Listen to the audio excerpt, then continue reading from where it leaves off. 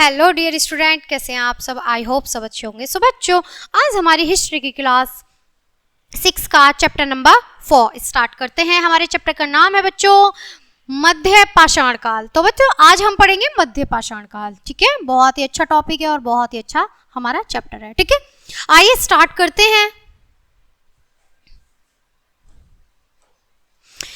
बच्चों, पूरा पाषाण युग का अंत लगभग 10,000 ईस्वी पूर्व तथा नव पाषाण युग का आरंभ लगभग 7,000 ईस्वी पूर्व के मध्य हुआ।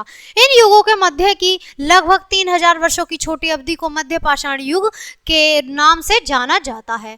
यह काल संक्रांति का काल कहा जाता है क्योंकि इसके पूर्व के आदि मानव का जीवन जंगलों में स्थित मिल जाने वाली खाद्य पदार्थों पर निर्भर था।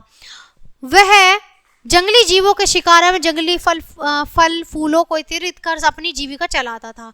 इस काल के बाद आने वाले काल नव पाषाण काल का मानव पूर्वी हर तरह से खेती पर निर्भर हो गया और स्थायी रूप से बस्तियों में निवास करने लगा। इस काल की महत्वपूर्ण उपलब्धियां निम्नलिखित हैं बच्चों। ठीक है, लघु औजारों का निर्माण। अब हम पढ़ेंगे बच्चों लघु औजारों का निर्माण। ठीक है, किस तरह से हुआ।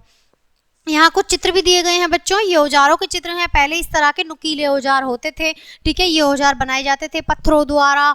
ठीक है, और कुछ तांबे और जो कांसा कुछ ऐसी चीज हो जाती थी उन धातुओं द्वारा। ठीक है, बड़े एवं बुडोल हथियारों के स्थान पर छोटे नुकीले सुडोल एवं तेज धार वाले हथियारों का निर्माण एवं उपयोग करना सीख लिया, जिससे उसका जीवन अधिक आसान हो गया। इन छोटे हथियारों को लघु असम कहा जाता था बच्चों। ठीक है, कृषि की शुरुआत। आदि मानव जब जंगलों से खाने के लिए फल फूल लाता था तो उसके बीजों को आसपास फेंक देता था। कालांतर में कुछ वर्षों बाद पुनः जब वह उसी स्थान पर गया होगा तो उन्हीं चीजों को वहां से उगा हुआ देखकर तथा उसके फलों फूलों को देखकर उन्हें स्वयं उगाने की इच्छा जागी होगी। इसी इच्छा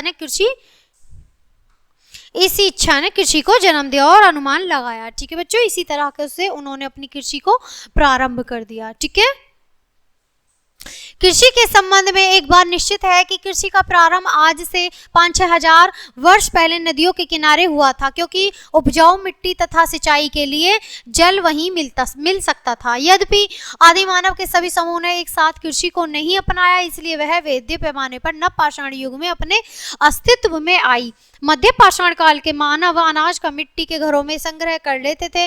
कालांतर में नए नए बीजों, खादों एवं कृषि प्रद धातुओं का विकास हुआ। पशुओं को पालतू बनाना। प्रारंभ में मानव ने उन्हें जीवों को पालतू बनाया जो आसानी से पाले जा सकते थे तथा उनका उपयोग वह अपने किसी प्रयोजनों को सिद्ध करने हेतु करता था।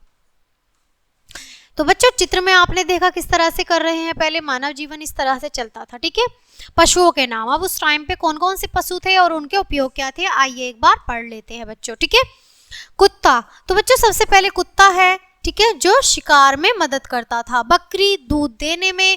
ठीक है, भेड़ दूध में, गाय दूध में, भैंस दूध में, बैल बाहर ढुलाई एवं जुताई में। ठीक है, और गधा ढुलाई में। गधे का काम था बच्चों उस टाइम पे ढुलाई करना, बोझा उठाना। ठीक है, पहियों का आविष्कार। अब बच्चों पहियों का आविष्कार किस तरह से किया, आइए एक बार और पढ़ लेते हैं। ठीक है, पहियों का आविष्कार। मध्य पाषाण काल में एक ही महान उपलब्धि पहिए का आविष्कार है। पशुपालन से पूर्व मानव का एक स्थान से दूसरे स्थान पर जाना कठिन होता था। पशुओं की सहायता से यात्रा करना, बाहर ढोना एवं कृषि करना अपेक्षाकृत सरल हो गया था, किंतु बिना पहिए वाली स्लेज गाड़ी से बहुत अधिक सामान एक स्थान से दूसरे स्थान पर ले जाना संभव नहीं था। अतः मानव ने पहियों का आविष्कार किया, जिसका प्रयोग वे माल ढोने वाली गाड़ी में, चाक पर मिट्टी के बर्तन बनाने में तथा तकली से सूत काटने करने लगे। इन कारणों से धीरे धीरे मानव के जीवन में काफी परिवर्तन आगे लगा। कृषि का विस्तार। मनुष्य ने कृषि योग्य जमीन बनाने के लिए जंगलों को काटना शुरू कर दिया तथा तब वह पेड़ों की कटाई हेतु पत्थर की कुल्हाड़ी का प्रयोग करता था और इसे जंगलों की कटाई में काफी समय एवं श्रम लगा था। अतः इस समस्या से निपटाने के लिए आदि मानव ने और तेज धार वाले हथियार एवं औजार बनाए। जंगलों को काटकर जलाया, उन्हें साफ किया तथा जब जाकर खेती हेतु जमीन बनी। धीरे धीरे कृषि क्षेत्र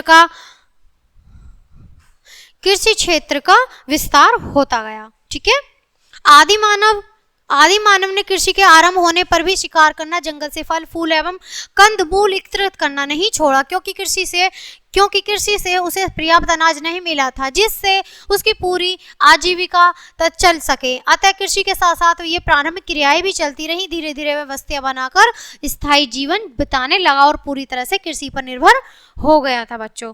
तो बच्चों ये था हमारा मध्य पाषाण काल युग। ठीक है, आई होप आपने एंजॉय किया होगा और अच्छे से समझ आया होगा। ठीक है, तो बच्चों ये चैप्टर यहीं फिनिश होता है। मैं आपसे मिलती हूँ नेक्स्ट चैप्टर में नेक्स्ट वीडियो के साथ। तब तक के लिए बाय बाय प्यारे बच्चों।